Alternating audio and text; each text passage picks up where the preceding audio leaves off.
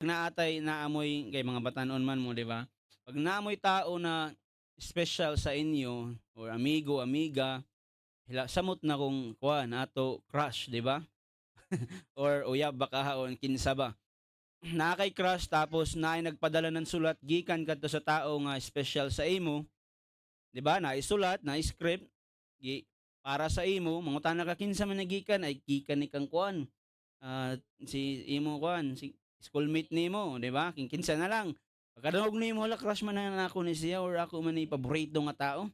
O unsa may mabuhaton, excited ka moabri nan nan sulat, nan papel pero murag di na mo kayo makasabot karon kay o maka-relate kay karon text naman, 'di ba? Messenger naman, tawag, chat naman.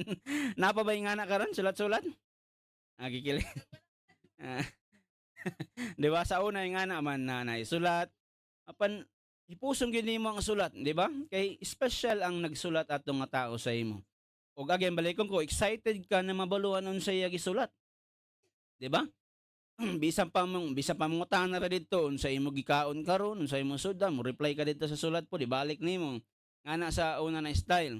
Ako nganong gisulti na nako kay makit-a nato maka-relate ta ba na 'pag espesyal ang tao, excited ka mo basa ng pulong na gikan sa iya. Ang kining Bible, kining scripture na ay word diri gisulat, gikan kini sa Ginoo. Una-una nimo gikan sa Ginoo, di na ako makita ng Ginoo, di na ako mahawiran kay invisible siya pero naa siya word nga gibilin sa ato, di ba? Ganahan ta mo basa, mo tan-aw, mamati kay word man ni sa Ginoo, di man ni word sa bisan kinsa nga tao. Ang ato punto ganihan na kung katong tao lalaman excited ka mobasa sa iya gisulat sa imo, samot na kung naay gisulat ang Ginoo para sa imo. 'Di ba natay pangutana gani sa Lord unsa may motubagan ni Lord. Kita magagadta ng mga signs and wonders, mga signs na manlupad na mga unsan lang diha.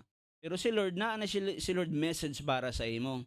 Ang kulang lang nato ay wala tay panahon, di ta maabri ng Bible, di ta maminaw sa Bible study og simba, kay puro ra kita nag-cellphone kada adlaw. Mao nay kulang sa ato. Karon balikon ko nahibaluan nato na naa di ay message si Lord para sa ato. Asa na nato makita? Naa sa iya scriptures, naa sa iya pulong, naa sa iya Bible.